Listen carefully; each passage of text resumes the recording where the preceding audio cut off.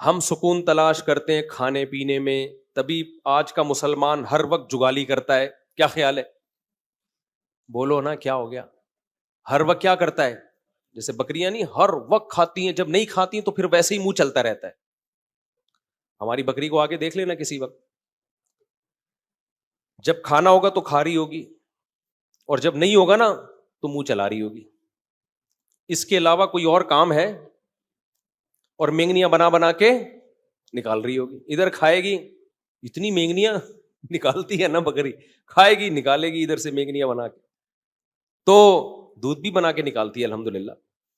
تو انسان بھی نا آج کا سکون کی تلاش میں چاہتا ہے کہ ہر وقت کچھ نہ کچھ کھاتا رہے. یہ مزاج شریعت نہیں ہے، یہ سکون حاصل کرنے کا نیچرل طریقہ بولو نہیں. اگر آپ نے اپنے آپ کو کھانے کا عادی بنا لیا نا، اس سے آپ کی ٹینشن ختم نہیں ہوگی، اس سے آپ کی ٹینشن بڑھ جائے گی، اور کھانے کو دل کرے گا، اور کھانے کو دل کرے گا. تھوڑی دیر کچھ نہیں ملا پھر دل چاہے گا، کسی کام کے نہیں رہو گے، بیڑا غرق ہو جائے گا. اس لیے ہماری شریعت میں کوئی ایک حدیث بھی ایسی نہیں ہے، کوئی ضعیف حدیث ہی ہو جس میں کھانے کی فضیلت ہو کہ کھانا کھانا ثواب ہے، کہیں بھی نہیں ملتا. یہ تو پتہ نہیں مذہب میں کھانے کا تصور آیا کہاں سے، میں تو اس پہ حیران ہوں. کوئی ایک بھی مثال نہیں ملتی ہمیں اس کی. اور میٹھا کھانا تو ہے ہی نہیں. ایک تو ہم لوگوں نے جرم یہ کیا کہ کھانا اسلام کے کھاتے میں ڈال دیا، تبھی جتنے مذہبی لوگ ہیں ان میں میجورٹی آپ کو کھانے پینے والی نظر آئے گی. کیوں؟ اس لیے کہ مذہب میں کھانے پینے کی رسومات ہم نے بڑھا دی. تیجے کا کھانا، 40ویں کا کھانا، پھر محرم کا حلیم، یہ سارے مذہبی کھانے ہیں نا.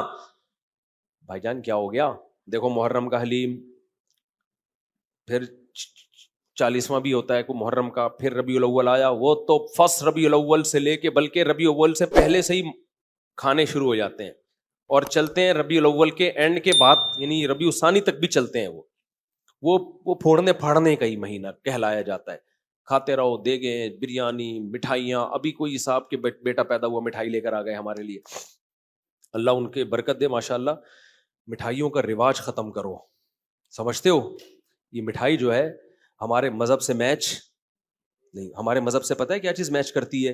گوشت، جس سے وزن نہیں بڑھتا.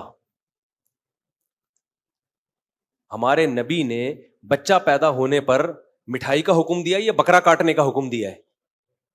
بولتے کیوں نہیں؟ گوشت.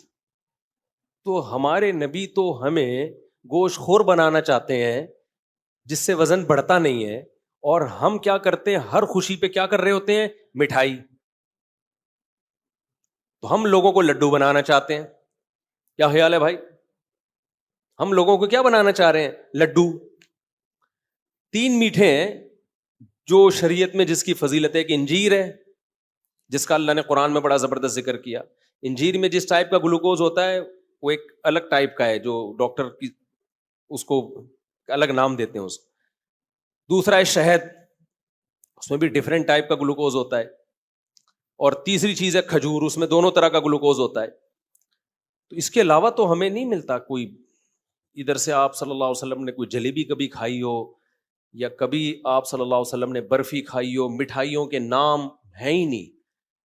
کھا لیں آپ، ہم بھی کبھی کبھار کھا لیتے ہیں، اس پہ مذہب کا لیبل بولو. یہ میرا بیان جو ہے نا، آپ کہیں گے مفتی صاحب کس ٹائپ کا بیان لے کے بیٹھ گئے ہو آپ. یہ میں وہ باتیں آپ کے سامنے کر رہا ہوں جو ہماری سوسائٹی کی نیڈ ہے. دیکھو اسلام کی خوراکوں پہ اگر غور کرو گے نا تو پتا چلے گا کہ اسلام آپ کو ایکٹیو بنانا چاہتا ہے، اسلام آپ کو سست نہیں بنانا چاہتا. ہمارے جو دیندار حضرات ہیں یا مسلم قوم ہے، ان کی خوراکیں ایسی ہیں کہ یہ کمبخت چست ہو ہی نہیں سکتے. تو جو چست نہیں ہو سکتا وہ مذہب پہ کیسے عمل کر سکتا ہے؟ نہیں آ رہی میرا خیال ہے بات. مذہب میں نا سستی منع ہے. نبی صلی اللہ علیہ وسلم نے فرمایا اللہم انی اعوذ بک من الجبن ومن الکسل، اے اللہ بزدلی سے بھی تیری پناہ مانگتا ہوں اور سستی سے بھی تیری پناہ مانگتا ہوں. اسلام ایک پورا پیکج ہے. اگر سستی سے نبی نے پناہ مانگی ہے, سستی کو کی حوصلہ شکنی کی ہے, تو یہ ہو سکتا تھا اسلام آپ کو خوراکیں وہ کھلائے جو آپ کو کولیسٹرول کا ڈبہ بنا دیں, سست بنا دیں, اور پھر چستی کی ترغیبیں دے. اس کا مطلب دیکھو, ایک ڈاکٹر ورک شاپ کروا رہا ہو اور آپ کو ایکٹیو رہنے کے طریقے بتا رہا ہو, اور پھر ہر ایک کے سامنے رسگلے کے ڈبے لا کے رکھ دیے ہوں, تو آپ کہیں گے ڈاکٹر صاحب آپ کی باتوں میں اور آپ کے ایٹیٹیوڈ میں تضاد ہے, یہ دونوں آپس میں ملتی نہیں.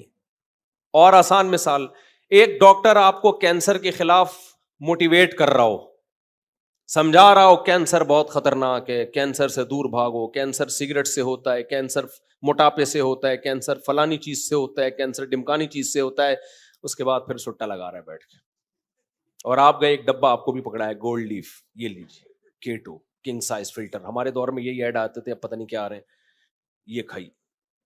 آپ بولو گے ڈاکٹر صاحب وہ کیا تقریر تھی وہ جو آپ گھنٹوں سے کر رہے تھے؟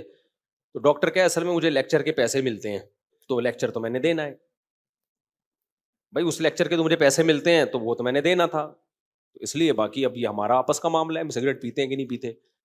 تو آپ بولو گے ٹھیک ہے, پھر آپ ایک ایز اے لیکچرار بہت ایک اچھے ہیں, آپ ایز اے موٹیویشنل اسپیکر آپ کی 2 ٹکے کی حیثیت نہیں ہے, آپ تو لوگوں کو ڈی موٹیویٹ کر رہے ہیں.